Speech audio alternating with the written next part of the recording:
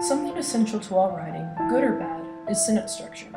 Over the course of this series, we are going to look at some of the basic elements of the sentence and the three types of sentences: simple, compound, and complex. In this video, we will focus on the first sentence structure, the simple sentence. The basic structure of a simple sentence is comprised of three things: a subject, a predicate, and a complete thought. This is also called an independent clause. A clause because it has a subject and a verb. Independent because it can stand on its own and be understood. Let's look a little closer at what subject and predicate mean. The subject of a sentence is a noun that does something or is something, and the predicate is the action verb or linking verb that the noun is doing or is being. Now let's look at some examples. Joe waited for the train. In this sentence, Joe is our subject, and waited is the action verb that begins the complete predicate, waited for the train. The train was late. In this example, the train is the subject, was is our linking verb that begins the complete predicate, was late. You can also have more than one subject doing an action. For example, Mary and Samantha took the bus. In this sentence, both Mary and Samantha are the subject. Took the bus is our predicate. This is called a compound subject because you have more than one subject doing the same action. So let's look at the word compound. Compound is when you have something made up of two or more separate parts.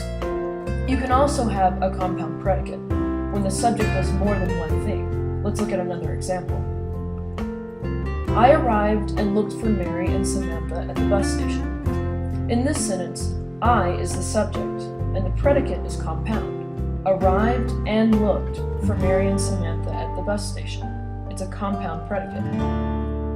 The subject did two or more things, arrived and looked. Finally, you can have a compound subject and a compound predicate, like this sentence. Mary and Samantha arrived at the bus station early, but waited until noon for the bus. Mary and Samantha is our compound subject, and arrived and waited is our compound verb, or predicate. So let's review. A simple sentence is when you have a subject, a predicate, and a complete thought.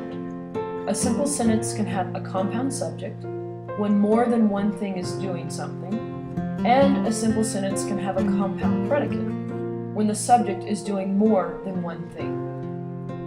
Before we end, let's look at one more important point. What happens when you do not have all three of the elements for a simple sentence? If you're missing one of the three parts of a simple sentence, you have a fragment. Let's look at some examples. Joe. Here we have a subject, Joe, but we do not have any information to complete the sentence. Here's another. Was late. Here we have a predicate, but we do not have any information about who or what was late. These examples are very simple and obvious fragments. Usually, writers make the mistake of writing fragments when they use what is called a subordinate clause to begin a sentence. For example, during the race, or because of Uncle Joe.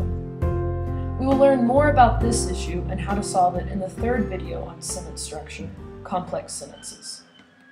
Created using Powtoon.